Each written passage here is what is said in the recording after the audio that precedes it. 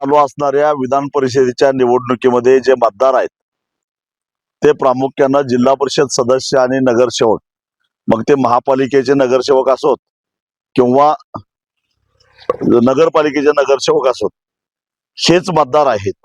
आणि या मतदारांना आधीच सरकारनं कर्जमाफीसाठी अपात्र ठरवलेलं आहे.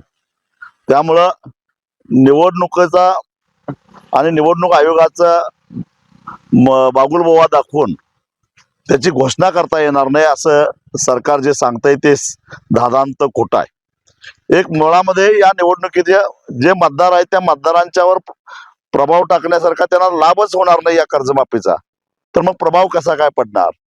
राहिली गोष्ट, निवडणूक आयोगाच्या आडून सरकार गुपचूपपणानं काही लोकांच्या खात्यावर पैसे जमा करून जो शब्द दिलेला होता 7/12 कोरा करायचा त्याच्यापासून कुठेतरी पळ काढू पाहतंय.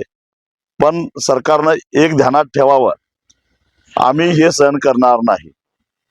नियमित कर्ज भरणाऱ्यांना प्रत्येक खातेदाराच्या पाठीमागे 1.5 लाख रुपये आणि जे सरकारनं लोकप्रतिनिधी, पेन्शन घेणारे आणि इन्कम टॅक्स भरणारे हे वगळता सगळ्याच शेतकऱ्यांना, त्याच्यामध्ये थकीत शेतकऱ्यांना कर्जमाफीसाठी पात्र धरलं पाहिजे.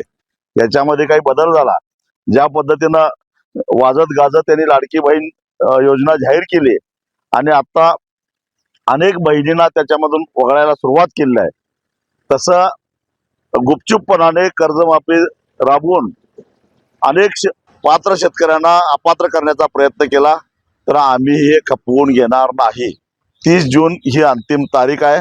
त्यानंतर महाराष्ट्रामध्ये आंदोलनाचा एक भडका उडल्याशिवाय राहणार नाही आणि सरकारनं स्पष्ट करावं, काही निवडणुकीवर परिणाम होत नाही, आयोगाला जे काय करायचं ते करावं, परंतु विधान परिषदेच्या निवडणुकीवर प्रभाव टाकेल असा हा निर्णय नाही आहे. हा निर्णय आधीच झालेला आहे, बजेटमध्ये तरतूद झालेली आहे.